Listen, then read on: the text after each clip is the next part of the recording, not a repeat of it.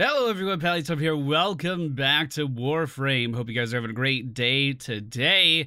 In today's video, we're going to be taking a look at the build that I have for Ember. Now, I've jumped back into Warframe a couple weeks ago. I've been playing quite a bit. I guess it's about been a month now I've been playing quite a bit.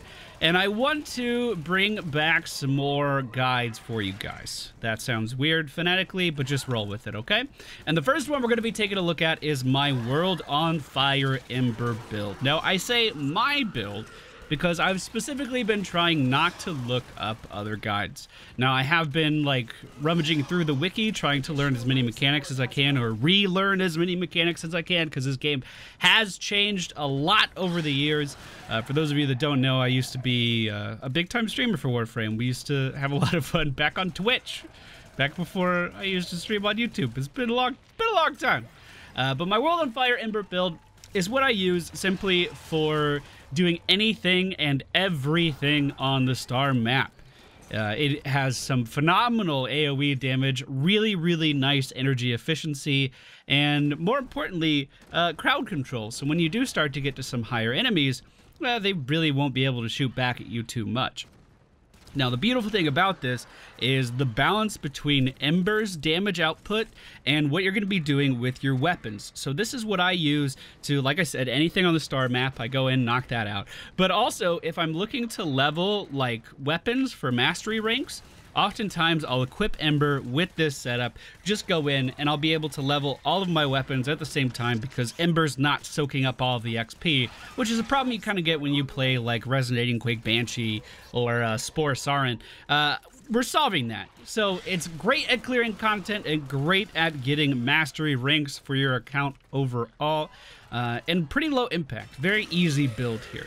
So what are we looking at? If we go ahead and look at my mod setup, This is it, team. This is it. We have Corrosive Projection. This is going to be lowering the armor of our enemy combatants. Now, we could go for Energy Siphon here if you wanted to.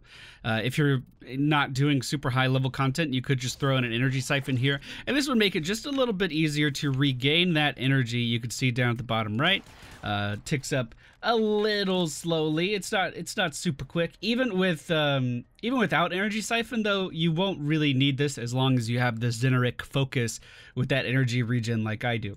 But we do have that running, and then we are simply looking to get as much range, efficiency, and power strength as possible. Now, that being said, we do have a prime continuity in here because duration also lowers the amount of efficiency that you can get as well. Lowers the energy cost of our World on Fire.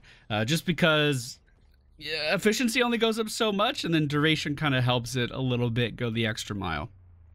But from top to bottom, Energy Siphon or Corrosive Projection, as we already talked about, and then Power Drift, Prime Continuity, Intensify, Transient Fortitude. Notice mine is not leveled up all the way, but I still have the points available.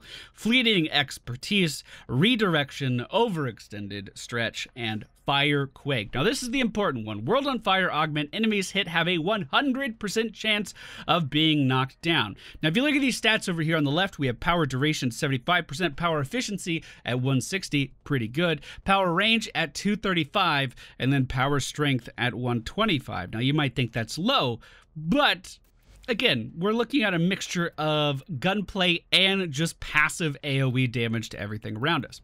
Now, if we go ahead and look at the World on Fire itself, you can see we have a 35.25 meter range, which means, let's find a sniper rifle, which means that we're going to be hitting a very, and I mean very long range of enemies.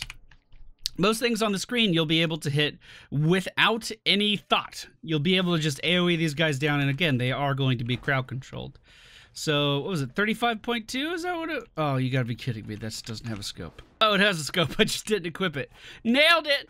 Alright, so 35.2 is going to be this. So that middle pillar over there. Maybe I can jump up here for a little bit easier view. This is slightly longer, so this is another 2 meters basically, but 35.2 is this If we hit R4, if we hit our world on fire, it's hard to see in the simulacrum, but we're hitting everything in a dome around us, with that being the furthest target. Everything around us will be taking damage and will be crowd controlled. Now, notice down at the bottom right, we are not regenerating energy while we are doing this, but it's also not spending too fast. And if you're on a survival mission or you're just running around, picking up those energy globes is going to be more than enough to sustain this. But if it does run out, that's where the Xeneric focus comes into play. For those of you that haven't gotten quite far enough in the quest chain, you are going to need to do that at some point. But I have to spawn some enemies to really show you. Let's go ahead and get some energy back. Let's spawn something that would probably be a bit of a problem for us. So we'll go for chargers. Chargers are really fast, able to gap close, usually really hard hitting guys, especially when you put them up to level 115. So if they do come into contact with us, we're probably going to be in a little bit of trouble. They're all over there.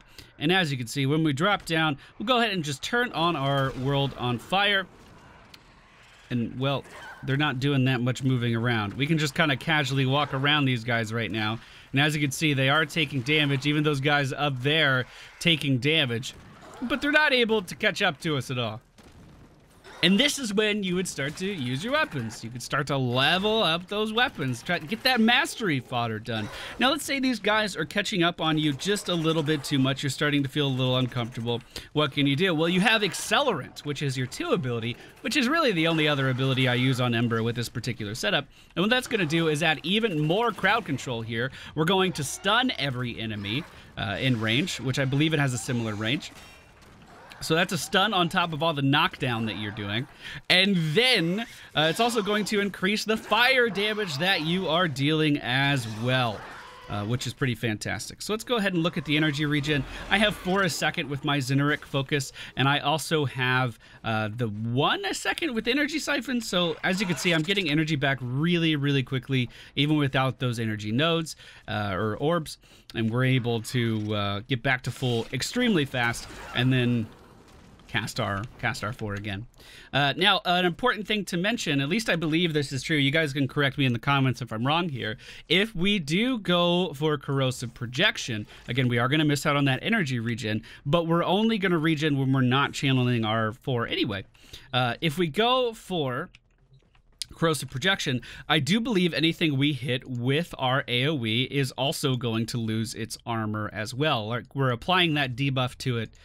So that means if you do run Corrosive Projection, that means you are going to be increasing your gun damage and making that easier to level as well. So let's see it with Corrosive Projection on. I didn't even bother getting full energy. I don't think we'll need it. And we can just come in here. These guys are completely crowd controlled, and we can mow them down. No problem. Literally walking circles around them. So yeah, this is what I use to go about the world. This is what I use to gather resources. This is what I use to get XP. I definitely have more builds in the pipeline I want to show you guys that dish out more damage, especially AoE damage. But as far as AoE crowd control and the ability to move around and like a very low impact on your mental state, keeping like ability cooldowns in mind, I can't recommend Ember more. Just kind of a set it and forget it. She's like the rotisserie oven of Warframes. You just kind of turn your AoE on and then jump around and shoot stuff for the rest of the match, and there's really not too much downside to it. Now, one more thing I do want to mention is that I am running the redirect just for some extra shields for the survivability. Now, if you didn't want this, what you could do is throw in a streamline here, and this would increase your energy efficiency even more. You'd be probably only using about 1 energy a second while channeling your 4, which is pretty crazy. Also, I forgot to mention at the start, but this is a 4 Forma build. I'll make sure that's in the video title. And that concludes the look at my Ember build. I hope you guys enjoyed today's video. If you found it helpful, if you found it interesting, please be sure to hit the thumbs up button, subscribe to the channel if you're new here. We are jumping back into Warframe with a vengeance. I am enjoying this game quite a bit. We are going to be probably taking a look at Saren next. That setup's a little bit more complicated, but I am enjoying that character. Again, this is just my own guide. If you want to change it in any way, please feel free to do so. Make the game fun for you. That's the most important thing. But thank you all for watching, and I'll see you all next time.